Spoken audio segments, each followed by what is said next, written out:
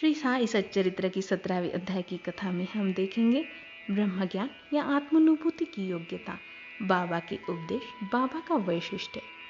सामान्य मनुष्य को प्राय अपने जीवन काल में ब्रह्म दर्शन नहीं होते।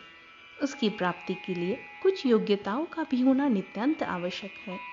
पहली योग्यता मुमुक्षुत्व, मुक्ति की तीव्र उत्कंठा। जो सोचते हैं कि मैं बंधन में हूँ और इस बंधन से मुक्त होना चाहिए, तो उन्हें अपनी ध्येय प्राप्ति के लिए उत्सुकता और दृढ़ संकल्प से प्रयत्न करना चाहिए तथा प्रत्येक परिस्थिति का सामना करने के लिए तैयार रहना चाहिए। वही इस आध्यात्मिक मार्ग पर चलने के लिए योग्य है। दूसरी योग्यता विरक्ति, लोक परलोक के समस्त पदार्थों से उदासीनता का भाव है। ऐहिक वस्तुएं, लाभ और प्रतिष्ठा जो कि कर्मजन्य है, जब तक उनसे उदासीनता उत्पन्न न होगी तब तक उसे आध्यात्मिक जगत में प्रवेश करने का अधिकार नहीं। तीसरी योग्यता अंतर्मुक्ता। ईश्वर ने हमारी इंद्रियों की रचना ऐसी की है कि उनकी स्वाभाविक वृत्ति से सदैव ही बाहर की ओर आकृष्ट रहती है। हमें सदैव बाहर का ही ध्यान रहता है, न कि अंदर का। जो आत्मदर्शन और वैदिक जीवन से इच्छुक है, उन्हें अपनी दृष्टि अंतर्मुख बनाकर अपने आप में ही लीन होना चाहिए। चौथी योग्यता पाप शुद्धि। जब तक मनुष्य दृढ़ता त्याग कर दुष्कर्म करना नहीं छोड़ता, तब तक तो न उसे पूर्ण शांति मिल सकती है और उसका मन स्थिर हो सकता है। वह केवल बुद्धि बल द्वारा ज्ञान लाभ कदापि नहीं कर सकता। पांचवी योग्यता उचित आचरण। जब तक मनुष्य सत्यवादी, त्यागी और अंतर्मुखी बनकर ब्रह्मचार्य व्रत का पालन करते हुए जीवन व्यतीत नहीं करता, तब तक उसे आत्मोपलब्धि संभव नहीं। छवी योग्यता सार वस्तु ग्रहण करना। दो प्रकार की वस्तुएं हैं, नित्य और अनित्य। पहली आध्यात्मिक विषय से संबंधित है तथा दूसरी सांसारिक विषय से। मनुष्य को इन दोनों का सामना करना पड़ता है। उसे विवेक द्वारा किसी एक का चुनाव करना पड़ता है। विद्वान पुरुष नित्य को श्रेयस्कर मानते हैं और उसका चुनाव करते हैं, परंतु जो मूढ़मती है वे आसक्तियों से विषयभूत होकर अनीति को श्रेष्ठ मानते हैं और उसे आचरण में लाते हैं। सातवीं योग्यता मन और इंद्रियों का निग्रह। शरीर एक रथ है, आत्मा उसका स्वामी तथा बुद्धि सारथी है। मन लगाम है और इंद्रिय उसके घोड़े। इंद्रिय नियंत्रण ही उसका पथ है। जो अल्प बुद्धि है और जिनका मन चंचल है तथा उनकी इंद्रिय सारथी के दुष्ट घोड़े के समान है, वे अपने गंतव्य स्थान पर नहीं पहुंचते तथा जन्म मृत्यु के चक्र में घूमते ही रहते हैं। परंतु जो विवेकशील है, जिन्होंने अपने मन पर नियंत्रण कर लिया है, जिनके इंद्रिय सारथी के उत्तम घोड़ों के समान नियंत्रण में है, वे गंतव्य स्थान पर पहुंच जाते हैं, अर्थात उन्हें परमानंद पद की प्राप्ति हो जाती है और उनका पुनर्जन्म नहीं होता। जो व्यक्ति अपनी बुद्धि द्वारा मन को वश में कर लेते हैं, वह अंत में अपना लक्ष्य प्राप्त कर सकते हैं। उस सर्वशक्तिमान भगवान विष्णु के लोक में वो पहुंच जाते हैं। आठवीं योग्यता मन की पवित्रता। जब तक मनुष्य निष्कर्म नहीं करता, तब तक उसे चित्त शुद्धि और आत्मदर्शन संभव नहीं है। विशुद्ध मन में ही विवेक और वैराग्य उत्पन्न होते हैं, जिससे आत्मदर्शन के पथ में प्रगति हो जाती है। अहंकार शून्य हुए बिना तृष्णा से छुटकारा पाना संभव नहीं है। विषय वासना आत्मानुभूति के मार्ग में विशेष बाधक है। हमारी यह धारणा है कि मैं एक शरीर हूँ, ये एक भ्रम है।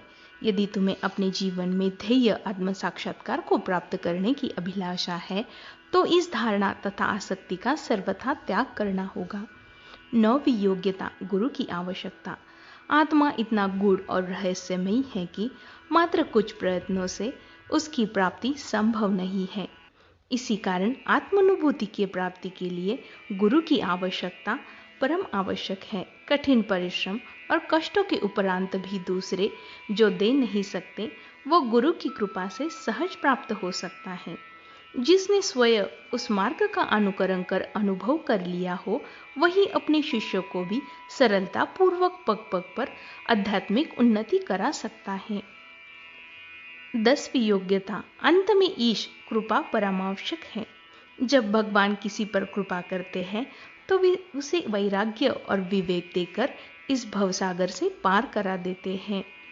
आत्मानुभूति न तो नाना प्रकार की विद्याओं और बुद्धि द्वारा हो सकती है और न तो शुष्क वेद अध्ययन द्वारा। बाबा का उपदेश, बाबा कहते थे, जिसका मन धन, संतान और ऐश्वर्य में लगा है वह इन सब आसक्तियों को त्यागे बिना ब्रह्म को जानने की आशा कैसे कर सकता है। आसक्ति का भ्रम और धन की तृष्णा दुख का एक भंवर है जिसमें अहंकार और ईर्ष्या रूपी मगरों का वास होता है। जो इच्छा रहित होगा केवल वही इस भवसागर को पार कर सकता है। जहाँ लोभ है वहाँ ब्रह्म चिंतन या ध्यान की गुंजाइश कैसे हो सकती है? फिर लोभी मनुष्य को विरक्ति और मोक्ष की प्राप्ति कैसे हो सकती है? लालची मनुष्य को न तो शांति होती है और ना ही संतोष, और ना ही वह दृढ़ निश्चयी होता है। यदि कण मात्र भी लोभ मन में शेष रह जाता है तो समझना चाहिए कि हमारी सब साधनाएं व्यर्थ हो गई है। एक उत्तम साधक यदि फल प्राप्ति की इच्छा या अपने कर्तव्य का प्रतिफल पाने की भावना से मुक्त नहीं है और यदि उसके प्रति उसके मन में आरुचि उत्पन्न न हो तो सब कुछ व्यर्थ हो गया। वह आत्मानुभूति प्राप्ति में सफल नहीं हो सकता। जो अहंकारी सदा वह दूसरे के चिंतन में लगा रहता है उस पर गुरु के उपदेश तथा शिक्षा का भी कोई प्रभाव नहीं पड़ता। अंत में श्रेयस्कर यही है, जिसे जो मार्ग बुद्धिगम्य हो उसे वही अपनाना चाहिए। बाबा कहते हैं, मेरा खजाना तो पूर्ण है और मैं प्रत्येक की इच्छानुसार उसकी पूर्ति भी कर सकता हूँ, परंतु मुझे पात्र की योग्यता और अयोग्यता का भी ध्यान रखना पड़ता है। जो कुछ मैं कह रहा हूँ यदि तुम उसे एकाग्र होकर सुनोगे तो निश्चित ही तुम्हें लाभ होगा। बाबा का वैशिष्ट्य, ऐसे संत तो अनेक हैं जो घर त्याग कर जंगल, गुफाओं या झोपड़ियों में एकांतवास करते हैं और अपनी मुक्ति या मोक्ष प्राप्ति की हेतु प्रयत्न करते हैं। वे दूसरों की किंचित मात्र भी उपेक्षा न करते सदैव ध्यानस्थ रहते हैं। श्री साईं बाबा इस प्रकृति के न थे। यद्यपि उन्हें कोई स्त्री, घर द्वार, संतान या दूर के रिश्तेदार न थे, फिर भी वे संसार में ही रहते थे।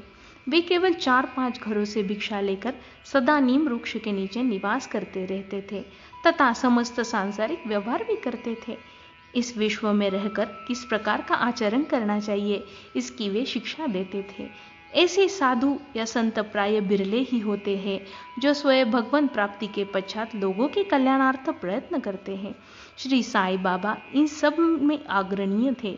इसलिए हेमाड़ पंत कहते हैं, वह देश धन्य, वह कुटुंब धन्य तथा वे माता पिता धन्य जहाँ साईं बाबा के रूप में यह असाधारण परम श्रेष्ठ अनमोल विशुद्ध रत्न की उत्पन्न हुआ है। श्री साईं सच्चरित्र के 18वें अध्याय की कथा में हम सुनेंगे श्री हेमाड़ पंत पर बाबा की कृपा कैसे हुई, श्री साठे और श्रीमती देशमुख की कथा। ये मधुर कथाएं सुनने के लिए जुड़े रहिए हमारे Sai Baba art gallery channel से। ओम साई राम।